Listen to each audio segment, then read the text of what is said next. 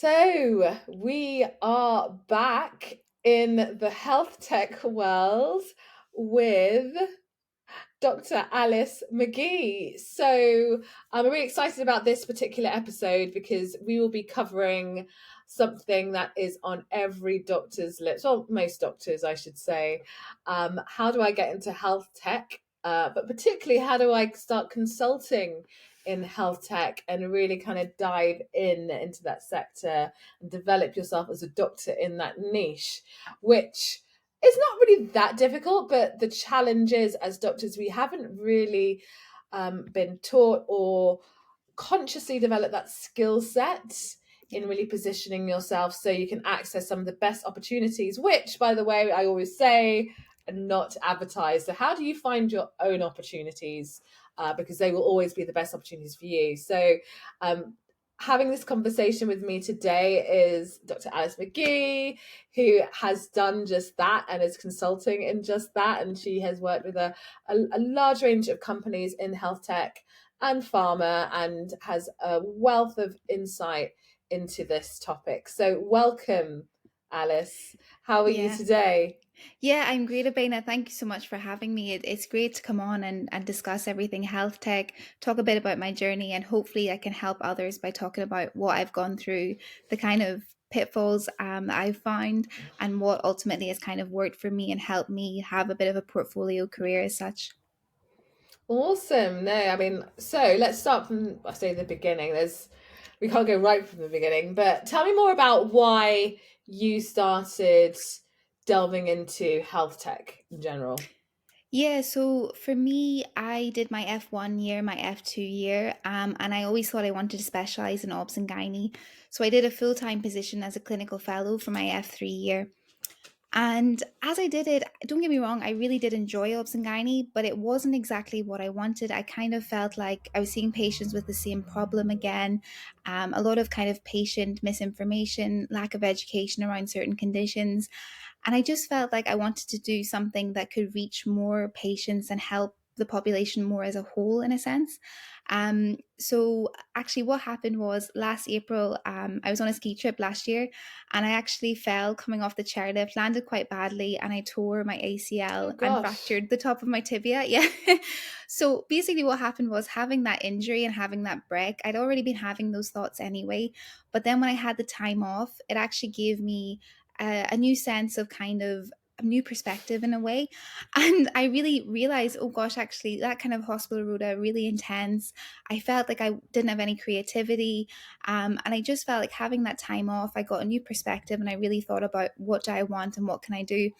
And obviously, because I couldn't walk properly, I had to, I was on my laptop a lot. I was doing some research work, some teaching work. And at that time, I kind of started getting a bit more into LinkedIn and looking at different options that I could do outside the hospital in a way. So I was yeah, gonna just jump into that. I mean, yeah, like, I'm so sorry about what happened, but you'd yeah, be I know. surprised how many of these stories start with some kind of traumatic incident.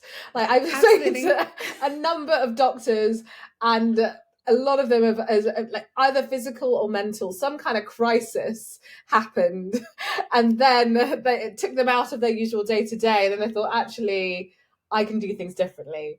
So Yeah. it's not surprising at the same time because otherwise you don't have enough headspace to then reflect and really Absolutely. understand what you need to be doing for you moving forward and like what and actually just get to know yourself again. Yeah, Bena, absolutely. I think that was exactly how I would put it. I think that's what the words I was looking for would be headspace. I think it was you're just kind of Mm, caught up in a rota, you're on nights, weekends, you don't have the time or the energy to maybe think about, okay, actually, maybe I'm a bit unhappy, maybe I'm not loving what I'm doing. I think it was only then that I had that time where I had to literally sit on the sofa, do my physio exercises. And I was like, it's really nice to have this break and have a think about what I actually want and what I want to do. And initially, I actually was a bit stumped in a sense because I wasn't really sure of what my options were. So, really, I kind of Googled online, and the main things I found were medical writing and acting as like a functional assessor. So, assessing people yeah. for for like benefits and that sort of thing. And there wasn't really much else apart from kind of retraining and that sort of thing. But obviously this was all based on Google searches. I hadn't really gone into LinkedIn properly. I hadn't discovered what you do at this point. And I actually stumbled across Hiba Sure Khan. She's an obs and gynae registrar who's done some like consulting work with femtech companies in particular. And I saw her profile and it stuck out to me because I was like, she's used her women's health research and women's health experience as a niche and as a way to do something different with her knowledge. And that really inspired me, and it kind of gave me an idea of, okay, yes, I'm more junior than her, but I still have things I can offer. I wonder if that's maybe something I could do. Because at this point as well, I applied for computer science and everything. I really wanted something different and new. Wow. I know. Wow. I know, when I tell people that, they're so shocked because they're like, obviously it was quite a commitment. I applied and got accepted and Well, everything. you're talking about the actual. Oh, so you applied for an undergraduate degree in computer science. I applied for a master's in computer science. Masters. Yeah. Oh my Yeah. gosh. So, yeah, I know. I really just What were wanted. you hoping? So were you going down the developer route? Is I that why think you did it? I think maybe my perception at that time, because I'm not that technical, I can't code. I thought maybe for health tech that I would need to have some kind of developing skills, software Mm. coding skills. So I thought, okay, do you know what? Maybe that's what I need to get in, and that's what I had planned to do at one point. But then I kind of realized when I saw like Hibba's profile, for example, I thought, well, maybe actually there's a way that I can do this without, because I realized that my strength isn't my technical skills, obviously. And I realized probably my strength as such is my experience and knowledge that I have, and I can hopefully bring that to companies in a way.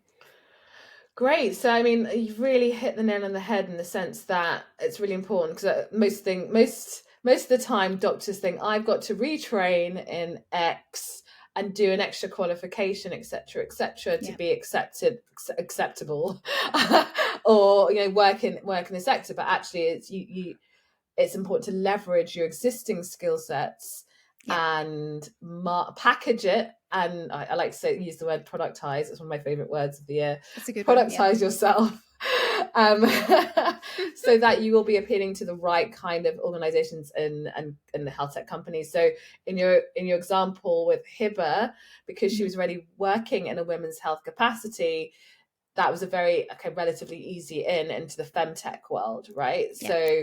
So what did you decide to do? Yeah, so basically then around that time, I think I must have been like June or July last year. Because this is all, still for me, it's still relatively new, but I think what was for me maybe the difference in a way was I really went for it. Like I went 100% in. I was really like, I want this to work out. So kind of June, July last year, I started networking on LinkedIn. I reached out to people like yourself, Hiba, other people. And I actually heard from Paulina from Dama Health around that time as well. And she had said to me about, potentially collaborating with Dama Health at that time as an advisor. And that was the first Mm-hmm. time that I'd really thought of that title of advisor in a way. So again, a lot of this was just kind of coming organically just through my own research, basically. And it ended Can up I just step actually, back on that? yeah, of course. Because I mean, this is the bit that I think a lot of doctors struggle with, is like the level of research and the reach outs. Yeah. So what did you have a strategy in mind when you were doing what you were doing then with your reach outs and looking for opportunities? How did you structure it in such a way where you weren't like spraying and praying, Yeah, or kind absolutely. of experiencing overwhelm, because it can be really overwhelming, and quite being targeted in your approach? Yeah, absolutely. So for me, very much like what we talked about, Abena, in terms of finding the transferable skills that I had. So for me, the main strength that I had is that I've done quite a lot of women's health research since I was about second year, third year of uni. So I kind of presented myself as a female health focused doctor, although I wasn't in a training, I didn't have a training number. I'd obviously had clinical experience and I had the research side of things. So I very much thought, okay, probably my best chance of an in is going through the femtech route. And it's probably what I was and still am most passionate about. It's like the area I like the most. So I very much started doing a lot of research on LinkedIn, finding different companies that are in the femtech space. And I started reaching out to them very much in a a cold call kind of way, cold email way. It is very difficult to do. It's not pleasant, but I think you kind of get a bit more used to it the more you do it. And I very much just why is yeah. it not difficult? Why is it difficult to do? Tell us a little bit more about the detail behind that. Yeah, absolutely. So I think it's so obviously with hindsight now, and obviously, I've got work and I've built up a bit of a name and experience. But when you're Yeah. starting out, and especially like with those first emails and messages I was sending, I didn't have any experience. It was like getting the first kind of foot in. So it was very much, you would send out emails and you'd hear nothing back. You would send out messages and it would go nowhere. You get a lot of no's. We're not hiring right now, we're not looking for someone with your experience at the moment. So although now it's all kind of come together nicely, at the time, there was a lot of moments where I was like, am I actually doing the right thing here? Maybe I should just go back to full-time clinical medicine at the minute. Maybe this isn't for me.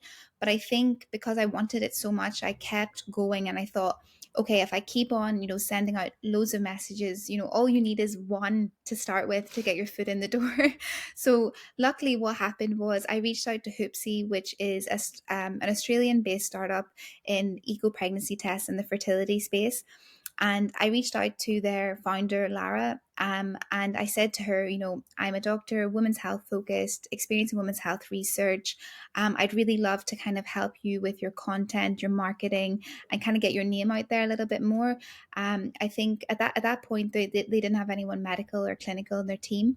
And I just saw kind of an Mm. opportunity to say, maybe having a doctor endorsing what you're doing, not endorsing, but maybe like kind of supporting it with content would be a good way Yeah, yeah, to yeah. add credibility to your brand. And that Yeah. was my first role. Lara was really keen to work with me, and it was my first role. It was unpaid. It was kind of like an internship in a sense, but it allowed me to say I'm actually a medical advisor now for Hoopsy.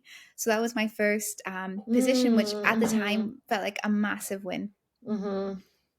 I mean, I think that's a really great narrative of how you got your foot in the door, and yeah, it can be soul destroying, Absolutely, reaching out absolutely. and getting nothing back. But unfortunately, Hmm. that is the norm, and probably will actually get worse over time, just because it's so easy to reach out to people, and everyone's just excessively Yeah, busy. exactly. So yeah, but it's the persistence really and the consistency that really got you through the door. And actually, Yeah. another point that you raised, that you said it was like unpaid internship. So when you reached out to Hoopsy, like, or whichever company, how did you decide whether to do it as a paid or unpaid role? Like, what kind of factors did you have to take into consideration there? Yeah, absolutely. So I think, and I think that's something that I speak to anyone that I'm giving advice to or coaching. I think it's really important to have boundaries with that, because I think as doctors, as clinicians, we're very 100% about a lot of things we do, especially if we're passionate about something. And I think it's very easy to fall into the trap of doing like unpaid work that's crazy hours and not getting recognized for what you're doing, because I knew that in myself, even when I was doing that at that time, I was bringing a lot of value by putting my name to that, by contributing content. So for me, how I kind of worked it was, I thought this is a good opportunity, but what I'm going to do is kind of set a boundary or set a limit. So I agreed a certain amount of content per month with Lara. It wasn't very much. It was maybe 3 articles a month, something like that. It was very a manageable workload. And it meant that I still, although I was doing it for free, it wasn't taking up too much of my time. It was still keeping me free to look for other opportunities, still do my locum work, still do research work, but gave me the title that I Mm-hmm. kind of needed. Sure. I mean, what other benefits or non monetary benefits did you get from that role, or yeah, in general? Like, for Yes. example, Yeah. I mean, in when I we usually advise doctors, when you are negotiating relationships, so it's called relationships and jobs Hmm. with companies, for the purposes of this conversation in a consulting capacity, it's always important to think beyond just the cash transaction, because there are Absolutely. other things of value that could be the equivalent to cash, that can take you further on down the line. For example, I mean, in this example, it was a good experience for you, but for some doctors who said, well, I do need the cash for my time, and there are other things, like, for example, there's equity there's options, there's introductions, there's, you know, do you have any Yeah. speaking opportunities at X conference? You know, you can be as creative as you want with it. Yeah. Was that something, is that a discussion that you had with them on that? Yeah, so basically Like a because quid they pro were quo, that's the best way of describing it. yeah, absolutely. So basically at that time Mm. they're still I'm not sure what exactly their status is now, but at that time there wasn't much cash, and to be honest, I was still quite new to the game, so I wasn't really aware of even like asking or considering kind of equity, sweat equity. So at that time, very much for me it was kind of a mutual relationship in that I would help them with exposure and they would help me with exposure. And it did pay off, to be Sure. honest. Because they had a really good Yeah. PR company called Aubergine, and we worked together to get There like you go. Yeah. articles in newspapers and magazines. So it was really good for me to be able to say, oh, actually my article has now appeared in Grazia, Belfast Telegraph. So there was, although I wasn't paid for that work exactly, it paid off for me to say that my content has Yeah. featured in these articles and in these It's great magazines and PR. newspapers. Mm-hmm. Yeah, Yeah. that's great. And so, yeah, we advise doctors, if you are doing things that doesn't involve cash, just be Mm-hmm. very clear on what the returns could be for you, and you can be as creative as you want with it. The deal Absolutely. is between you and the company or the Yeah. person who you're dealing with in the company. But I think that's great. So, I mean, you use that opportunity as a springboard to other things. Mm-hmm. Just moving ahead a little bit. Actually, no, going back. So, as a doing the technical route, so you've set yourself up as a consultant essentially. So for the purposes of this conversation, or actually any conversation you might have, consultant does not mean you've done your CCT. It does not mean that you're working in management consulting. It means that you are providing your advice and expertise in your time, Yeah. um, with another company or organization. That's all that it means. And I spent a long time trying to find out, to really understand what consulting meant, like a long time, Yes, because I there was no agree. real kind of definition. Mhm. But that's all it means. It's just a fancy term for just giving your advice, which we Yeah, all it do, sounds really right? good. Yeah, Um, exactly. yeah, no, it sounds really good, and everyone can do it. Anyone can do it, and Exactly. everyone Hmm. can do it, and will Yeah. do it. So how did you use that to then further build your profile? Because you've worked as a clinical safety officer as well, have Yeah, you? So absolutely. how did you move on to that? Yeah, so basically from Hoopsie, I landed work with Luna, which is a startup in teen and adolescent health for girls and those assigned female at birth. And from there, Again, that I'm was going to ask really, you specifics yeah, again on this. yeah. Sorry to interrupt. So, No, it's fine. only because the details are so important, right? Yeah, So you said absolutely. from the Hoopsie you went into Luna. So how Yeah. did that happen? So yeah, good point. Good point. So yeah, because Sabina, I think that's the thing. It's so easy to skim over these details, but exactly, if you're trying to get in, this is what you need Yeah, to know. So basically, yeah, Luna, yeah. yeah, I know. Luna, I was lucky because on LinkedIn, I think I think someone had reshared Jazz Schambury's post. She had highlighted that she was looking for doctors to help out with the content and ask Luna questions. And I'm pretty sure that someone in my network had reshared it. I can't remember who it was. And I just, again, I didn't have any expectations, but I thought I'm going to put my name forward for that and see would they be interested in working with me. So I had a quick call with Jazz maybe a week later, and she was quite keen for me to join the team and start working with them. But I would say that, and I do always kind of say that's really important to people, because I think, that cliche thing of your network is your net worth, but having a really good network leads to so many opportunities because people will like posts, they will share posts. And absolutely, like for me, a lot of the opportunities I've had has been because someone has shared something or liked something or commented on something. And that was how I got the Luna role. It was just, I was lucky enough that I was scrolling through my feed and I saw it. Otherwise, I might never have found that role. Yeah, I mean Hmm. it's hugely valid that you basically leveraged LinkedIn.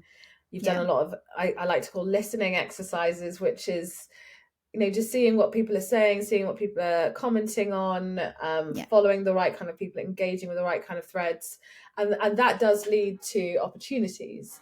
And doing it again consistently. So doing it as a one-off doesn't work.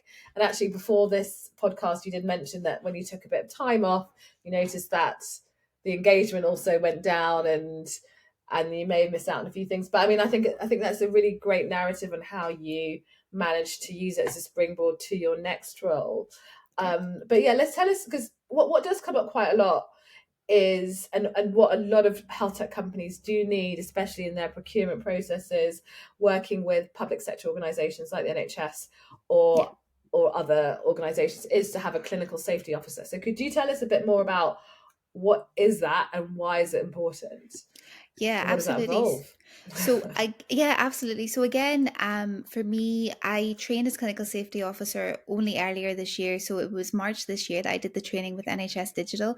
And again, it was lucky. It was a connection through Dr. Michelle Griffin, who had suggested me to work as a clinical safety officer with Aura Fertility. So again, it was very much a case of connections through LinkedIn that got me that role, thankfully.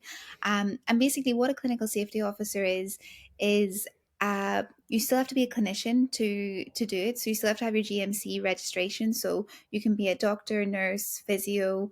As long as you're with your registered body, you're fit to do it, and you have to have sufficient clinical experience. So, I was coming into that as an F4, so that was still enough experience to kind of suit the requirements. And you also have to do the NHS digital training, which can be done in person or online, and it's a 1 day session going through all the requirements of the clinical safety training.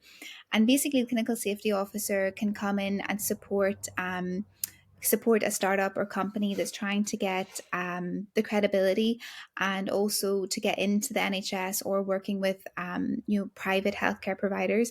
And basically, what it is you're looking at the product or service that company offers, and you're kind of the mediator in a sense between your obviously you've got the product team, the engineers, and like obviously the founders, CEOs who developed everything, but you're coming in and thinking from a patient perspective and a clinician perspective what problems could come up from that, because obviously products and things are developed very much from like the technical point of view, from a product manager's point of view. But you're coming in and you're saying, okay, that's all well and good, but is this safe for patients? Is this usable in real life? What kind of problems could come up? And if there is risk, like risk of, basically it's always looking at harm to the patient.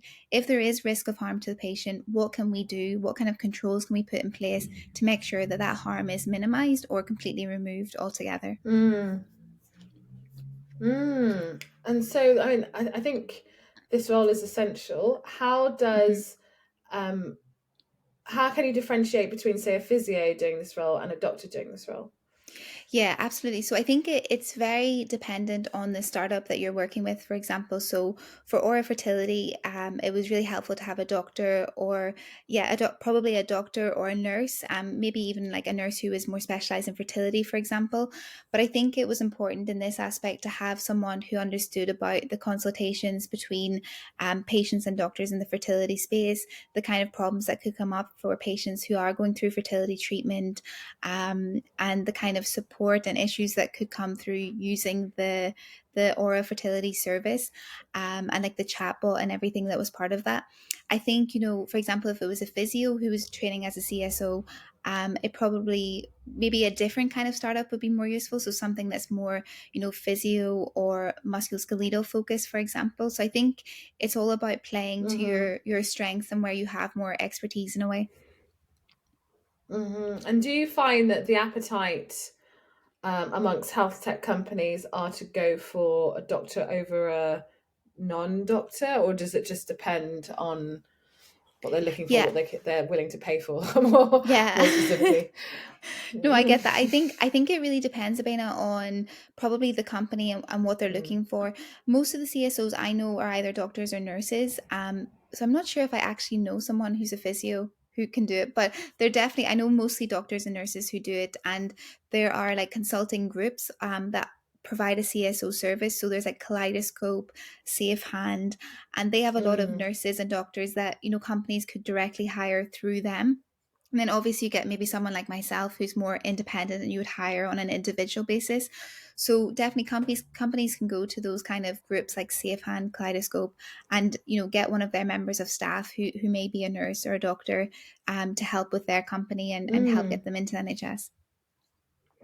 So, Alice, are you working? what does your week look like at the moment? Yeah, so my week is very varied. I would say week to week it really changes. For me at the moment, I'm still working as clinical research fellow with the University of Aberdeen. So that's Yeah. doing my women's health research. So I do that full time on a Monday and a Tuesday. So I'm working from home mostly with that. I'll have some meetings with my supervisors. Sometimes I have to go in for Mm-hmm. trial things and that sort of thing.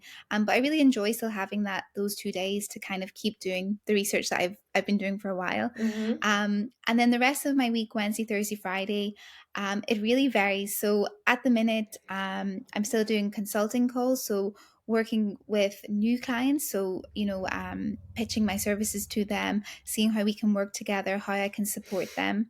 Um, Mm. I also then will have, work that I'm working on. So, say, providing content, reviewing app features, clinical safety work for Aura took up a lot of time last month because we had a deadline in place. Mm. So Mm. it varies depending Mm. on what I need to do. Sure. What proportion of your time is focused on what we all call lead generation, where you're like fishing Yeah. for new work and new clients? How much of Yeah. your time would you say that is involved? So I would say, Abena, like kind of like we talked about slightly earlier, I think I only recently have really understood the importance of lead generation. So I think initially, because I was working Mm-hmm. so hard to get my initial work in consulting, I was doing lead generation all the time. And I think I enjoyed kind of taking a break from it for a while. It was kind of a refresher to kind of have enough work to keep me going. But kind of looking, this year after I finished the work with Aura Fertility, getting them ready for the requirements they needed to do as CSO, I realized, oh, actually, okay, I need to get back on my lead generation game because to keep kind of work Yeah. flowing, you need to be always thinking about what's next. And in some ways, that can be a bit tiring. Maybe not everyone would enjoy aspects of that, but Yeah. basically, I found I took a break posting on LinkedIn. I think maybe it was most of March until about mid-April. So it was about a good 5 weeks where I didn't really post much at all on LinkedIn. And normally I would have posted every maybe like twice, 3 times a week usually. And my engagement just fell off. Like my chart was like, you know, almost down to minimal. It was Wow. unbelievable. Yeah. It really, people Mm-hmm. always go on about it, but it's so true. So yeah, basically probably start of May again, I got back into it and I was like, okay, I really need to get back on this because it's affecting my engagement, who I'm speaking to. I'm not getting as many new leads. So I set up, a more regular kind of posting schedule. And probably at the minute, I would say lead generation, I try to batch my content. So I try to batch my LinkedIn posts and write them all in one go, have them scheduled and ready to go. Because I think having to do it each day is just, it's too stressful. Yeah. You need Do to you use have a everything scheduler? prepared. I actually use the LinkedIn like scheduling feature within LinkedIn, just the timer. So I'm sure you could do Right. something Okay. more Yeah. sophisticated than what I'm doing. It's quite basic, but Yeah. I mean, whatever works, but yeah, I mean, that's a really good strategy to actually write your content in a contained time frame, and yeah. then that will go out on a regular basis. But I Mhm. find that the algorithms do change all the time, Yeah. and they like it. So someone told me recently, they like it when you comment and start looking at something else, and then you post, and then you comment on Ah, your post, and then comment on the comments of your okay. post, because they're looking for ongoing engagement, especially after you post. And they don't like people that Ah, post and then bugger off. So yeah. Fair enough. Fair enough. it's yeah. So I mean, like, but I think because very recently I posted on LinkedIn because I turned 40 on Yeah, the I saw 10th your of post. I loved May. it. May Mhm. baby, Mhm. and again, like I've literally this year I've committed to a higher level of authenticity, which means my weaknesses, my strengths, my Yeah. age. I'm not apologetic for that whatsoever. But most people will Yeah. not put their age on LinkedIn, but I absolutely will. So Absolutely. doing Yeah. everything people absolutely won't do, I'll do it. Yeah. And just reflecting on, what have I learned? Like, you reflect on what you've learned and the impressions I got. I mean, like I posted 4 days ago, 5 days ago. Mhm. And for me, I've got about just over 7,500 followers at the moment, but I had Mhm. 13 and a Wow. half thousand impressions, which actually is is the most I've ever had, Yeah. Yeah. which Yeah. I'm That's really surprised. amazing. And basically, and I also had a picture of Mm-hmm. me and my baby from when we were on holiday. Mm-hmm. Mm-hmm. Again, it's like it's always the personal touches that seem to go Absolutely. much further than Yeah. the usual kind of work stuff. Yeah. So yeah, but like with the posting, it is totally about trial and error. And when you Mm-hmm. talk about lead generation, I mean, there are different forms of generating leads. Yeah. Um, and I'm not even going to even touch the surface with this Yeah. because this is a whole like masterclass and a half of itself. But if you're a doctor listening to this, like generating leads is really, it can be done in a way, the best way that works for you. And Yeah. that literally could be just asking for referrals from people that you already know. You don't have to go online to do Yeah. it at all. It's just touching base with people that preferably people you already know, Yeah. because that's more likely to It's convert than people easier. that you don't know. You have to do Yeah. more work. And actually, generating leads could work really well from the people or the companies you've already worked with. Yeah. That's the lowest hanging fruit is always the best place. The people who already know you are more likely to buy from you or work with you again. Yeah. And it takes way more energy and work to do it, to try and get work from a new client. Mm-hmm. But it's interesting that one, especially when you're starting, you do have to spend a lot of time on Yeah. that, unless you're really lucky and someone just kind of hands you a job, which can happen. But Mm-hmm. Mm-hmm. actually spending that time developing that skill will put you in great stead for the future if you are Yeah. looking at developing yourself as an independent consultant in the longer term. Mm-hmm. And there are so many skills that, I mean, this was basically, I advise doctors in our incubator, you need to look at yourself as a business. Even if you're Mm-hmm. doing it on your own as a solopreneur, you are a business, and actually you need to think about all the components of your business and what you need to be focusing on the most. At the end Yeah. of the day, businesses fail when they don't have any cash. Mm-hmm. So in order for you to Mm-hmm. get cash, you need to get work. In order for you to get work, you need to find clients. In order to get clients, you need to put yourself out there Mm-hmm. and productize yourself. In order to productize yourself, you need to know what you're actually going to offer and who you're going to be Yeah. targeting. So a lot of these things really need to be thought out. And yes, Yeah. like it sounds like you've been down a learning path, a learning curve, Mm-hmm. and we all have. Even if people are told this, you still need to go down that, To really understand. steep learning Absolutely. curve from Yeah. medicine to like, and so people that have done it or are still doing it, like massive kudos to people like you, Yeah. right? Because it's hard and it can be soul destroying. But when you get through that path of success, it can be hugely rewarding. So what would you say have been the personal benefits for you as a doctor and a person in essentially working for yourself as a consultant? Like, what are the benefits of working independently for a number of companies rather than just the one? Because most Yeah. doctors would think, I just need to get a job and get an employed job. So tell us a bit more about that. Yeah, absolutely. I think about it just before I go into the positives of it. I think it's really important to Mm. acknowledge that it is a really big mindset shift. So for me, it's like obviously like Mm. both of my Good parents were point. always full-time employed. I was full-time employed. I always just thought I would just be employed. So to me, the shift from being someone who is full-time employed to self-employed, having to do business stuff, like all these things, was a bit of a shock. And sometimes I almost felt a bit guilty or bad that I wasn't full-time employed, which is really weird. It was a weird type of guilt in a way. But I realized that, it's just a different type of work schedule, and it's really nice to enjoy that and have that freedom. So yeah, I think probably the number one thing for me would definitely be the amount of learning and new things that I've done over the past year. I think for me, that's the most important thing. I think, like a lot of people who are in healthcare, doctors, nurses, I think we like to be challenged. We like to learn new things. And for me, over this past year, I've learned so much about myself. I've learned so much about business skills, non technical skills, communicating with people, organization, management. It's been a variety, content, product, clinical safety. I can't even, probably, God, I don't know since when, but probably in quite a while, in 1 year, this has been maybe the most I've learned. In some ways, obviously you learn a lot in medical school, but I think the variety of what I've learned this year is really Mm. what I would say makes it so interesting to me. Mm-hmm. So definitely I would say that anyone who's thinking of doing something similar, I think that's what's really nice about it. You learn so much, you challenge yourself in different ways, you grow as a person because you have to, you're doing something different, you're outside of your comfort zone a lot. And I think that's really good, but obviously scary at times as well.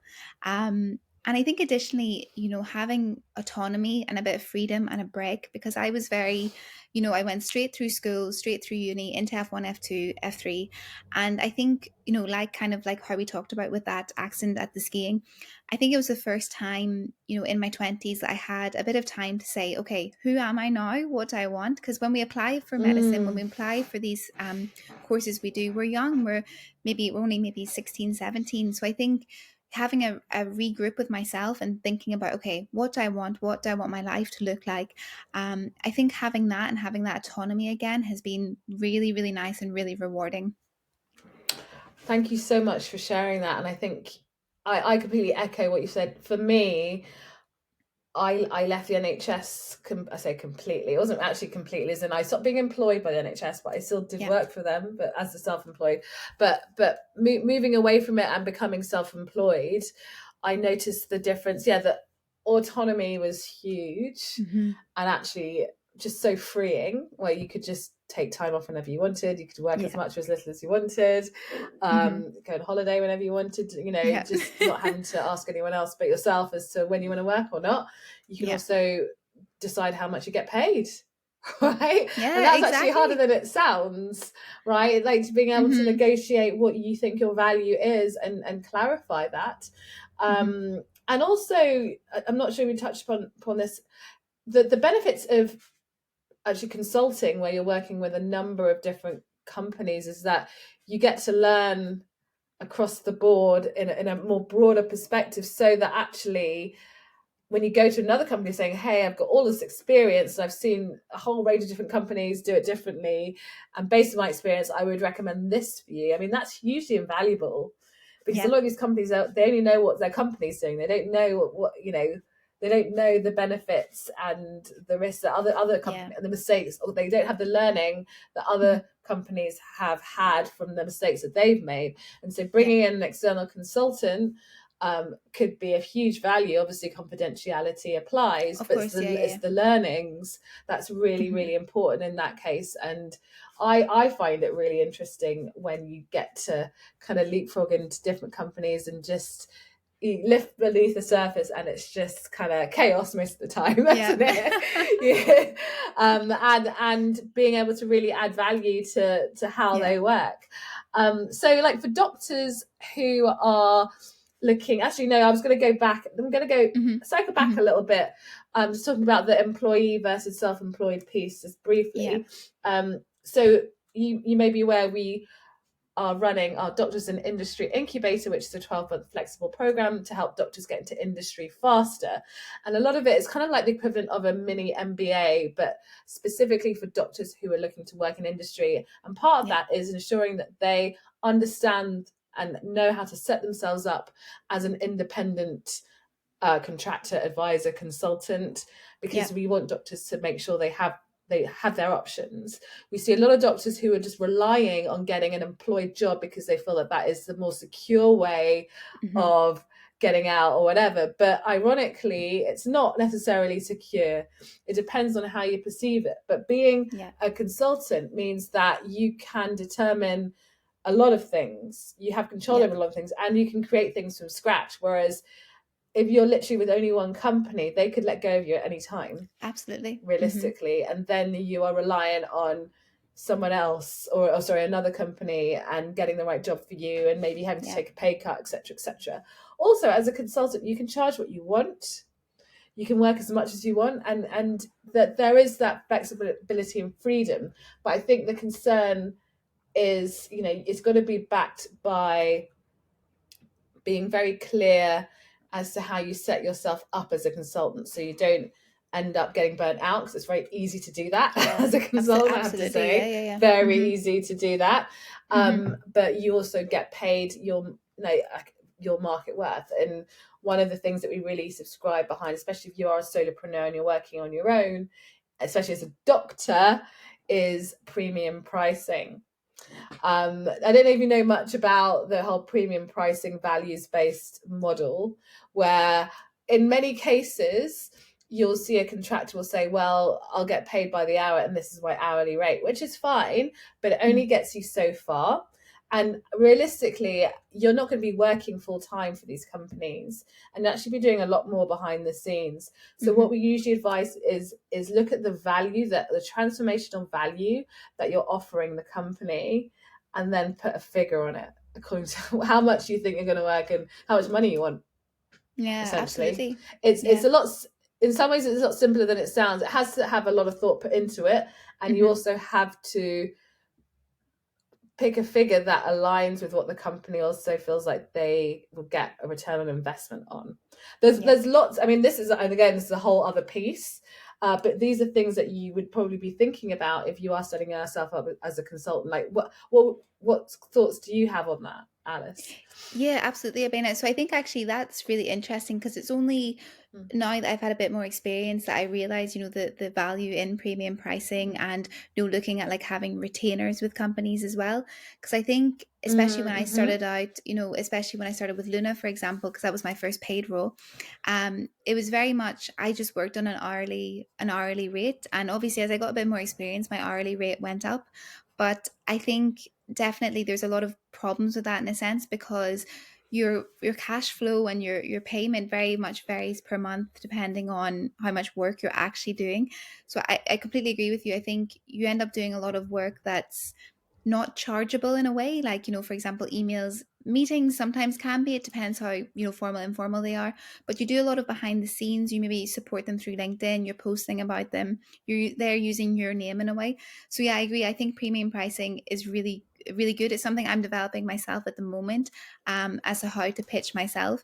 But yeah, I think it's definitely a learning curve, and I think maybe for starting out, an hourly rate is good, but definitely as you build yourself a bit more and build more of a brand and a reputation, I think going that kind of route, premium pricing with retainers, is a good way to go.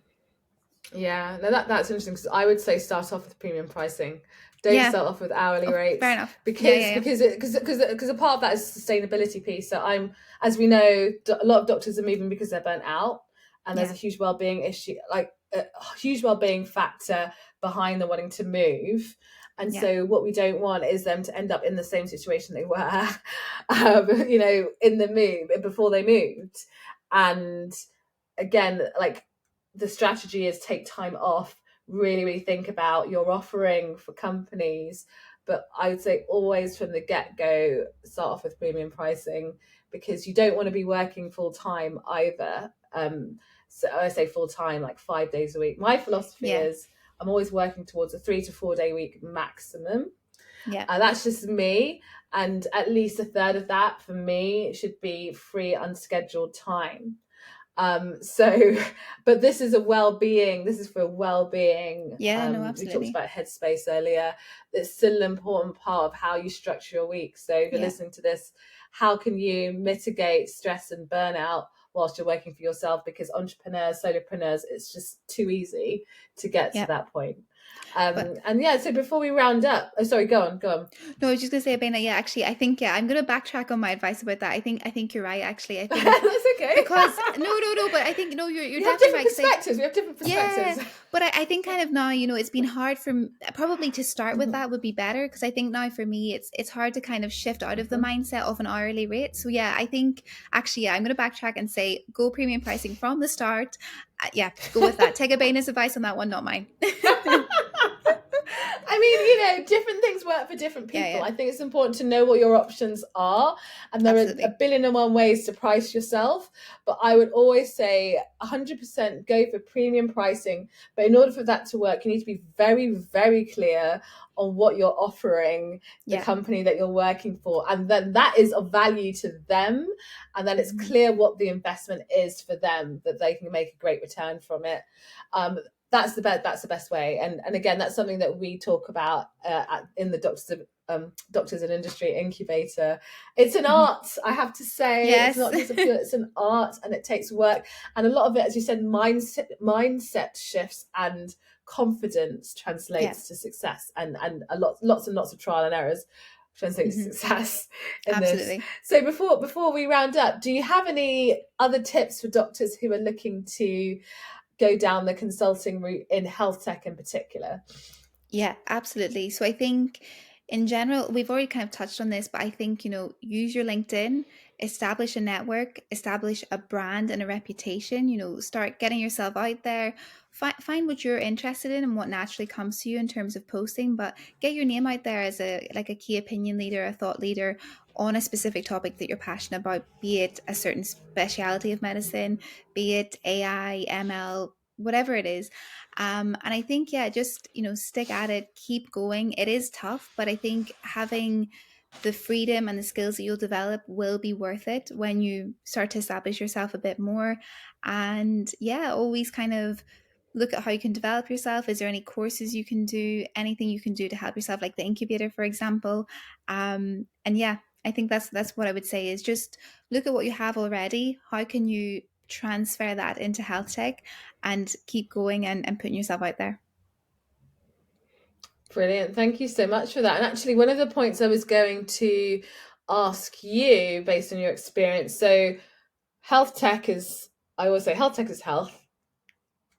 How important is it to find a niche within health technology? So from your narrative, from your journey, you are focusing, or primarily your passion is in women's health. So Yeah.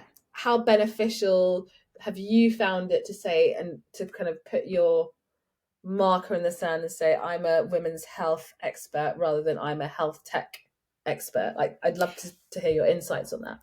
Absolutely, Abena. I think it's really important to establish yourself as something, as having some sort of niche.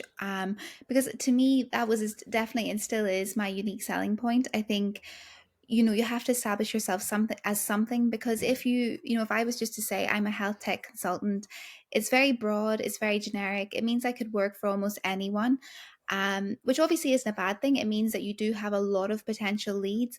But I think especially when you're establishing yourself, I think having a specific skill set or a specific niche is a really good way to establish yourself as more of a specialist. I won't use the word expert because I don't feel like I am an expert, but I think using word of like more of a I'll specialist pick you is a up on good that one. way.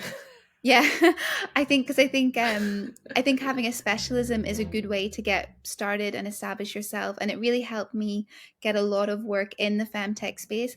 And I think now that I've built up the skills and experience that I have, obviously, if I want to expand a bit more, I can, because I've built up a lot of transferable skills in content, product, clinical safety that can be taken out of femtech and used in other companies. But I think without that initial niche and specialism, I think it would have been hard for me to kind of brand myself and get a name for myself. Thank you so much for sharing that. Yeah.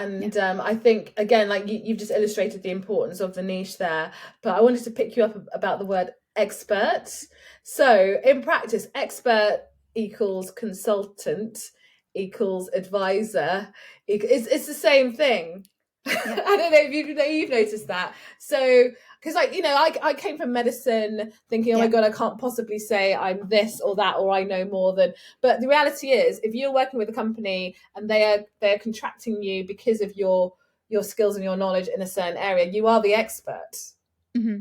Do you know what I mean? Yeah. Like you talked about Hiba, and she's in obs and gynae Mm-hmm. senior level, but you're also working as an expert in women's health. Does that mean that your input is any less valuable? How much do how much do companies care at this stage as to what ST level you are or CCT level you are, based on your experience? What would you say? Yeah, absolutely. I mean, I think that's a really good way to kind of phrase it. I think probably part of that attitude, maybe avoidance of the word expert from my Mm. side, just comes from, working in the NHS, dealing with like, CCT consultants. And I think I was Yeah, always a bit wary of yeah, yeah, using yeah. that word.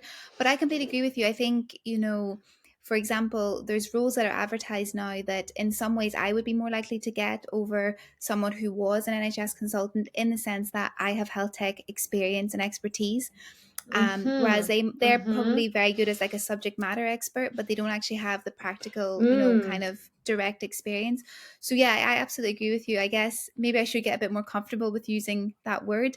I guess it's probably just my own kind We're of using this as a impostery. coaching session, by the Yeah. way, for Alice. I know, it's probably just a Welcome touch to of the imposter coaching syndrome. session. Well, it's interesting because we're going to talk about imposter Yeah. syndrome in our next podcast. Yeah. It's a very important Perfect. part of this. But no, I mean, like, we've all had it. And I'm only Yeah. picking this up because, I mean, I've had it personally. And it's what I've learned from that transition from the public sector mindset of like, can't possibly say that I'm more than I am. I know. And then moving to the private sector where no one cares. They just want to know that you can do the job well. Do the job. Absolutely. Right? They don't really care how many letters they have after your name. They don't really, you know, and if they do care, they're after very specific knowledge. And but like you'll see, like most, like for example, chief medical officers, they're not exactly CCT, you know, post CCT. They could be anybody with a medical degree. Yeah. Anybody Absolutely. with a medical degree. So Absolutely. so there's so much opportunity there. And I think the people that do succeed are the ones that can position themselves well and are great communicators and networkers. Yeah, Basically, absolutely. they know their value, or they can communicate their value, and they can do the job. Right? That's it. It's not how many courses you've done. Courses can help, but they're not going to get you through the door. Yeah. And it's about who they know as well. Yeah, 100%. Brilliant. Well, thank you so much for your time. And, you know, this is a really great conversation to have. And I think we really picked on a lot of like pain points that doctors face when they're considering getting into health tech, consulting in health tech, and some of the nitty gritty detail of the actually how-tos. So, and I really appreciate you sharing some of those challenges with us and your story. I know you're clearly doing really well. You've done it in such a short space of time, by the way, I have to say. And that is testament to but that's testament to your resilience, and I'm just excited to see where you go, frankly. So I'll keep on following you, Alice. So thank you so much for your time. And if anyone needs to reach out to you, how do they best do that? Yeah, so best to get me on LinkedIn or my email, alice.mcgee, MCGEE @mara.health. Best way to get me. Nice. Awesome. Thank you so much, Alice. Perfect. Thank you so much for having me, Abena. It's been a pleasure. No worries.